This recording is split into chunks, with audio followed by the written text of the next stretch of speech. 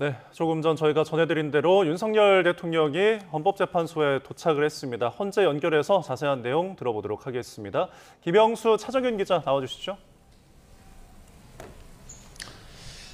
네, 헌법재판소에서 관련 소식 전해드리겠습니다. 말씀하신 대로 윤석열 대통령 조금 전에 헌재에 도착했습니다. 보통 변론이 있는 날은 1시간 정도 전에 와서 대기를 했는데 오늘은 평소보다 늦게 출발했습니다. 변론이 3시간 정도 진행됐을 때쯤 도착한 겁니다. 아마도 자신이 하게 될 최종 진술 시간에 맞춰서 온 것으로 보입니다. 오늘 헌재 주변에 좀 지지자들이 많이 몰렸죠? 네, 그렇습니다. 오늘 마지막 변론인 만큼 헌재 주변에 지지자들이 평소보다는 많이 몰린 것으로 보입니다. 변론이 시작하기 전에 경찰이 지지자들을 조금 떨어진 곳으로 이동을 시켰는데 집회 현장에서 들리는 방송 소리 같은 게 현장 이곳에서도 조금씩 들리기도 했습니다. 경찰은 오늘 평소보다 1,000명 정도 많은 경력 4,000명을 헌재 주변에 배치했습니다.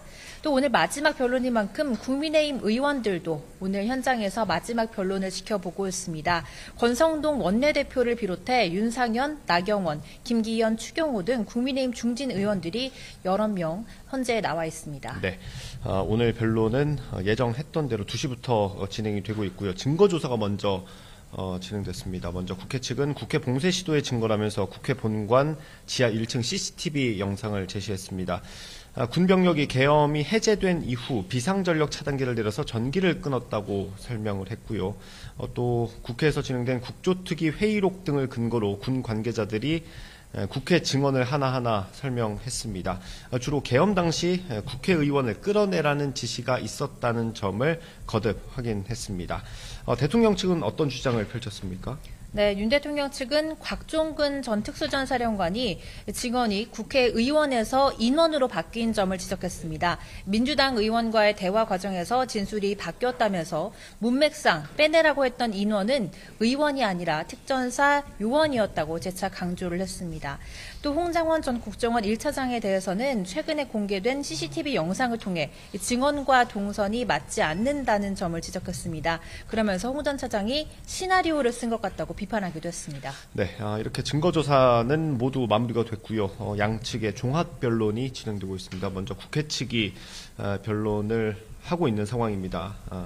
2시간 동안 국회 측 대리인단 9명이 각각의 주제로 발표를 합니다. 우선 12.3 계엄이 헌법 질서를 파괴하고 민주공화국을 전복하는 행위라고 규정을 했고요. 윤 대통령 측이 주장한 계몽령은 헌법 위에 군림하려는 독재라고 주장했습니다. 또 국회의원을 끌어내라는 지시를 부인한 건 자신의 죄를 감추고 부하들에게 뒤집어 씌우려는 거라고 지적하기도 했습니다. 이번 탄핵 심판은 민주주의와 헌법을 지키는 재판이 될 거라면서 헌재 윤 대통령의 파면을 요청했습니다. 지금 현재도 국회 측의 종합변론이 진행되고 있고요. 이게 마무리되면 대통령 측에서 마찬가지로 2시간 동안 탄핵이 기각돼야 한다는 주장을 펼칠 것으로 예상됩니다. 오늘 아무래도 최종 의견 진술이 좀 관심이죠? 네, 그렇습니다. 양측의 종합 변론이 끝난 뒤에는 탄핵 심판의 당사자죠. 정청래 국회 탄핵소추위원단장과 윤 대통령으로부터 최종 의견을 듣는 절차가 진행이 됩니다. 앞서 종합 변론은 2시간으로 시간을 제한했지만 최종 진술에는 따로 시간 제한이 없습니다. 앞서 전해드린 것처럼 윤 대통령은 이 의견 진술이 시작하기 전에 조금 전 4시 36분쯤 헌법재판소에 도착했습니다. 네, 역대 대통령이 탄핵소추된 사례가 2번 있었습니다. 노무현, 박근혜 전 대통령이 모두 탄핵 심판에 출석하지 않았었죠. 윤 대통령은 이 탄핵 심판에 출석하면서부터 헌정사상 첫 사례를 남겼습니다. 오늘 최종 진술도 마찬가지입니다.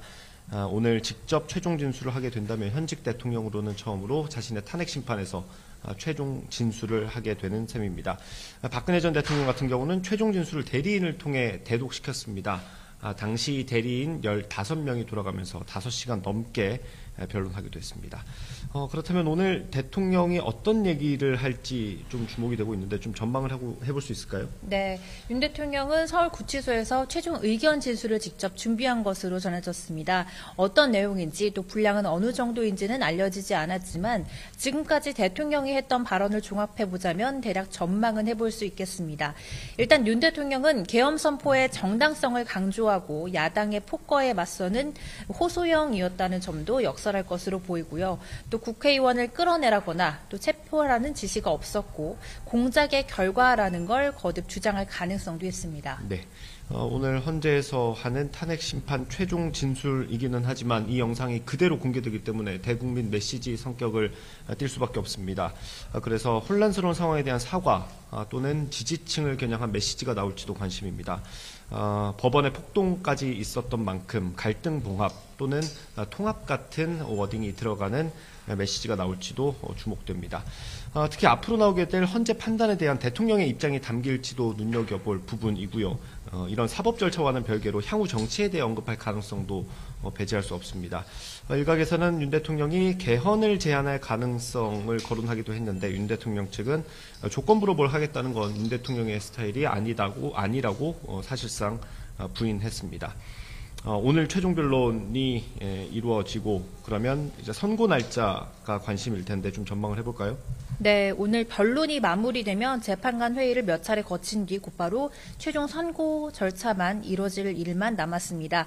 전례에 따라 2주 뒤쯤, 즉 3월 중순쯤 결과가 나올 거란 관측이 지배적이고요. 이 선고일이 언제 발표가 될지도 관심입니다. 고 노무현 전 대통령 탄핵 심판 당시에는 선고 사흘 전, 또 박근혜 전 대통령 때는 이틀 전에 선고 일자가 공지가 됐고요.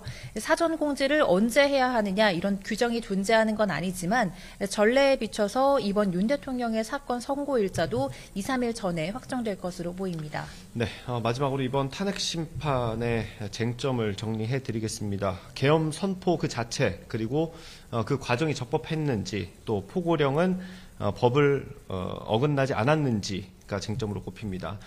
계엄이 선포된 이후에는 국회 해제안 의결을 방해하려고 했는지 아니면 정치인과 법관의 체포를 지시했는지도 따져봐야 할 부분입니다. 헌재는 이런 의혹들을 확인하기 위해서 10차례 변론을 열었고요. 16명, 모두 16명을 증인대에 세워서 하나하나 따져봤습니다. 군사령관 그리고 경찰의 1, 2인자, 국정원 수뇌부까지 헌재 증인으로 나와서 신문을 받았습니다. 지금까지 헌법재판소에서 전해드렸고요. 상암동 스튜디오 나와주십시오.